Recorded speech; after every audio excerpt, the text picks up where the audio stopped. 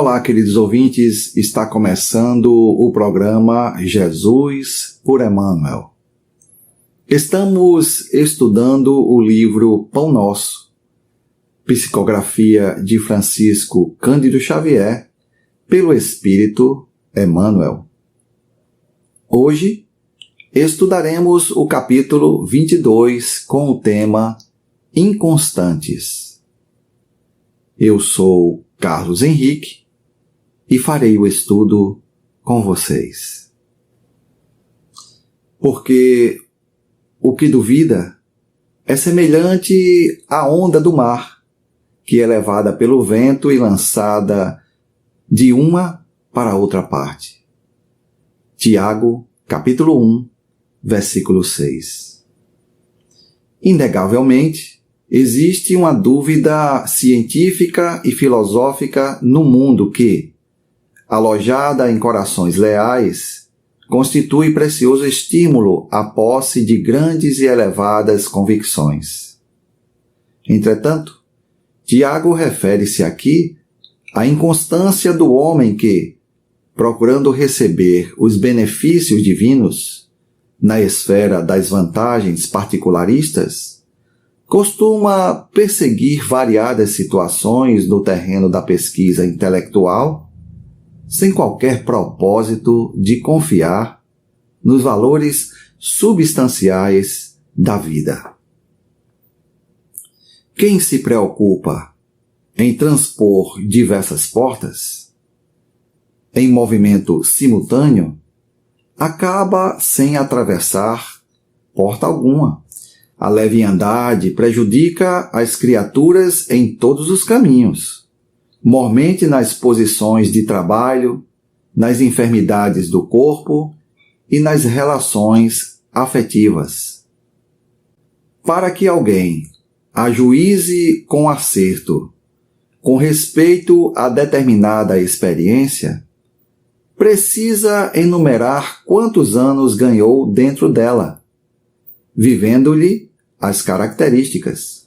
Necessitamos, acima de tudo, confiar sinceramente na sabedoria e na bondade do Altíssimo, compreendendo que é indispensável perseverar com alguém ou com alguma causa que nos ajude e edifique. Os inconstantes permanecem figurados na onda do mar, absorvida pelo vento e atirada de uma parte para outra. Quando servires ou quando aguardares as bênçãos do alto, não te deixes conduzir pela inquietude doentia. O Pai dispõe de inumeráveis instrumentos para administrar o bem e é sempre o mesmo Senhor paternal, através de todos eles. A dádiva chegará, mas depende de ti, da maneira de procederes na luta construtiva, persistindo ou não na confiança, sem a qual o divino poder encontra obstáculos naturais para exprimir-se em teu caminho. Meus queridos irmãos, fôssemos enumerar os exemplos de palavras e principalmente ações de plena certeza, convicção e fé raciocinada nas passagens dos textos evangélicos e em diversas obras do enorme oceano dessa doutrina abençoada que todos nós abraçamos, esse programa seria dividido em diversas partes, ou quiçá, temporadas. Como verificamos nos seriados das TVs fechadas. Nosso querido Emmanuel mesmo não mais era assaltado pela inconstância, dúvidas e arrependimentos enquanto espírito, pois havia passado pelo cadinho das dores. Enquanto encarnado, em a época que vestia o corpo como o senador Públio Lentulus, e em outras encarnações que foram determinadas a esse benfeitor, o sofrimento foi moldando o espírito na aquisição de experiências de libertação dos erros, enganos, mentiras, decepções e várias outras paixões que ainda insistimos em ter. Quanta sabedoria em dizer para Chico Xavier que ter 2 olhos era luxo. Ele mesmo, no ano 35, antes de desencarnar em Pompeia com a erupção do vulcão Vesúvio, ficou cego, resgatando o mal praticado ao pai de um moço, cegando, e este outro sendo por ele condenado e enviado para as antigas galeras, que era um tipo de navio-prisão, prisão perpétua. No remake do filme Ben-Hur, consta várias cenas de escravizados nesse tipo de embarcação. Vamos encontrar exemplos também no livro Brasil, Coração do Mundo, Pátria do Evangelho, das lutas, dificuldades, lágrimas e vários empecilhos para que o nosso Brasil não fosse descoberto e desbravado, até chegar no que somos hoje. O anjo Ismael, incansável na sua missão, que ainda não foi concluída, e cremos que muitos de nós, naquela época, estávamos também nessa luta. E novamente encontraremos a figura de Emmanuel, nessa época, como padre Manuel da Nóbrega. Mas um detalhe que nos chama a atenção é a figura de Dom Pedro II, o último imperador do Brasil. E, meus irmãos, fazemos um convite para que todos estudem essa obra. Deixe de preguiça e estudem não só essa obra, mas vários outros medicamentos dessa vasta farmácia da alma, que são os livros espíritas.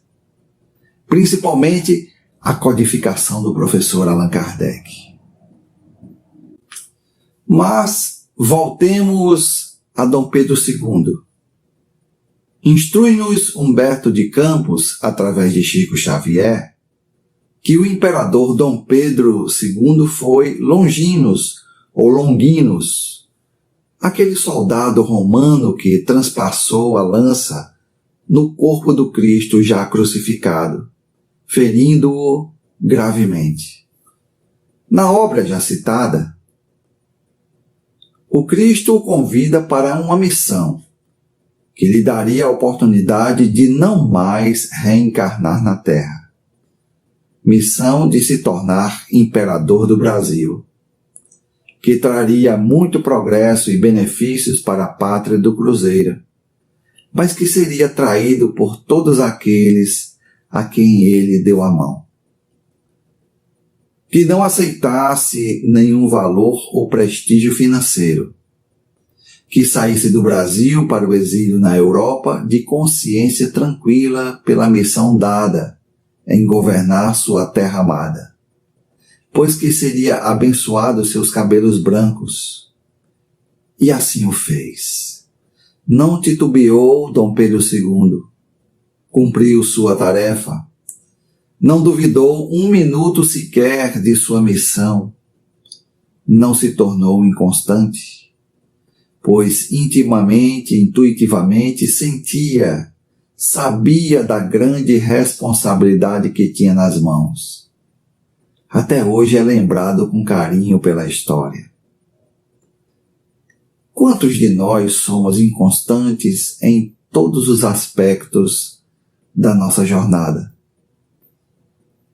O querido irmão que nos assiste e nos ouve nesse momento, já analisou se é uma pessoa que se assemelha à lição dada por Emmanuel de que se preocupa em transpor diversas portas em movimentos simultâneos e acaba sem atravessar porta alguma?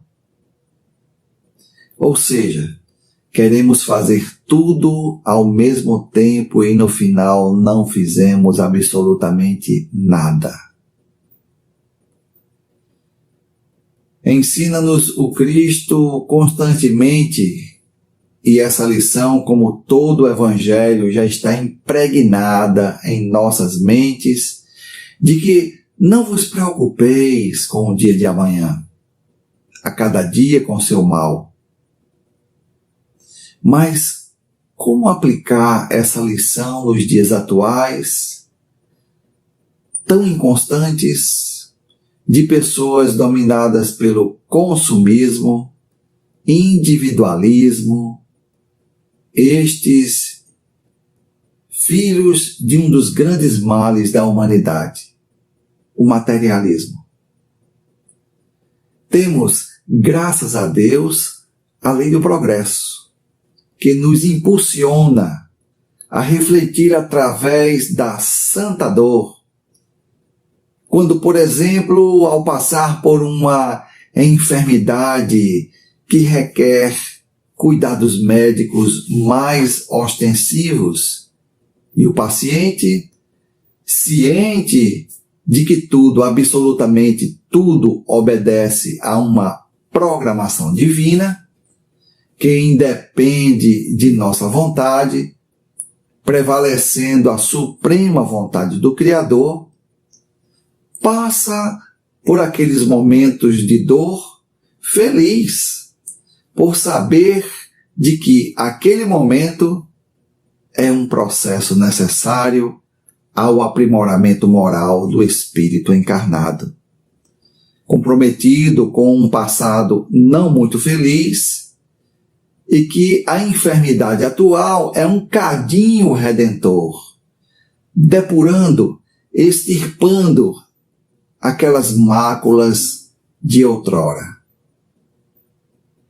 Ele não duvida, não se deixa tomar pela inconstância. Ele tem certeza firme de que tudo passa.